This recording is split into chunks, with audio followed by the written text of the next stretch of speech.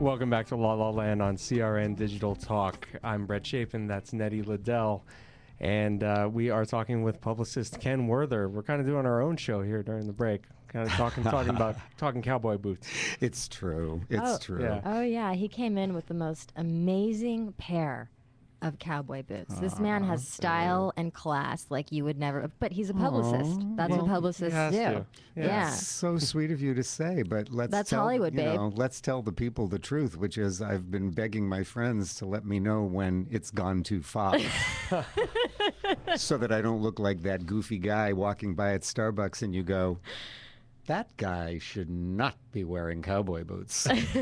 That's my big fear. Anyway. No, it's not. No, East Coasters have a really good, sense of taste. And, you being from the East Coast, I know. Well, thank you.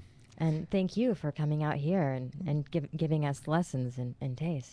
Wow. Well, thanks for having me.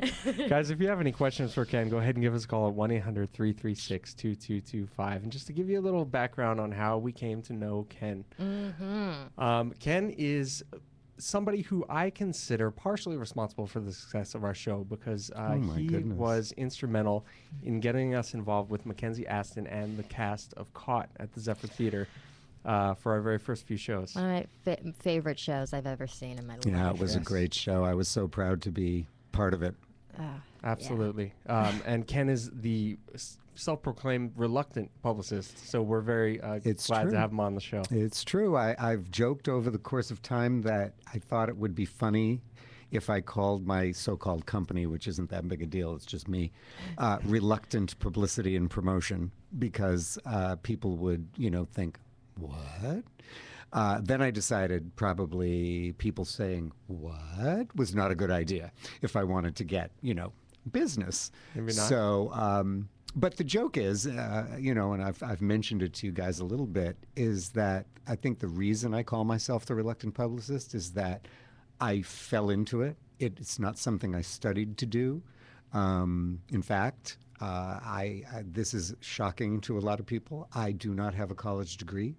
I went to the University of Massachusetts at Amherst for 2 years and had a different major every single semester. First it was mass communications, then it was theater, then it was journalism, and I just couldn't figure out what the hey, So after a while I thought, it's a smart man. I'm wasting my dad's money, Yes. I guess I was one of those guys who really, when I was in high school and it was time to apply to college and everything, I knew even then that I didn't want to.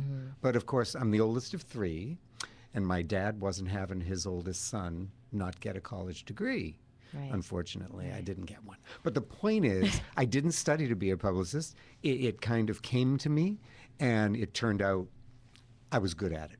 So the reason I joke about being the reluctant publicist is that there are some parts of the business that are not particularly pretty or fun. And when I was younger and people misbehaved or treated me sort of badly, I thought I had to take it. But now, not so much. So, people need to be careful now because when people start misbehaving, I just sort of start backing up. I just, and then I turn and I walk away. Oh, my God. You care less and less what people think as you get older, don't you? The big bad publicist. Yes. Yeah. You would think it would be a huge media group or something, but like yesterday I was at the Starbucks and I was writing my script, and next to me are two publicists, one publicist with his company, and then he's hiring on a new girl who's like 19. He's like, this is what we do. And I'm like, you're doing this here at the Starbucks? Oh my God. Like it's one person is like, Jennifer Aniston, wear that. Yes. Yeah. That's who you are, right? Yes. And it's interesting that you say that you had that experience because, through my career, I've worked at big agencies. I've worked at small agencies. I spent a lot of years working in the in-house press office at Center Theater Group downtown, the Amundsen Theater, the Mark Taper Forum, and then for the last few years I was there, the Kirk Douglas Theater in Culver City.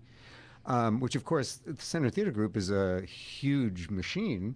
And I felt very fortunate because when I first got to LA, people told me I couldn't have a career in the theater. This is TV and movie town. And they looked at me like I was nuts when they found out I came from Boston. They were like, and you didn't go to New York? Why exactly? And I said, well, there's this little thing with snow and cold and ice. I like the weather. Yeah, not me so much, and I mean, there I was in Boston. That's where I grew up. I was already 24 years old, and I realized I was really minding the bad weather. And back in those days, back, as I like to joke, the days of the covered wagons, the winters were getting longer, and it seemed like they were getting longer and longer and colder and snowier and snowier. In fact, the winter, I came to LA in June of '82, and in the first weekend of December of 1981, we had a huge blizzard. It was like 1.5 feet of snow. And that's kind of early in the season for such a big storm.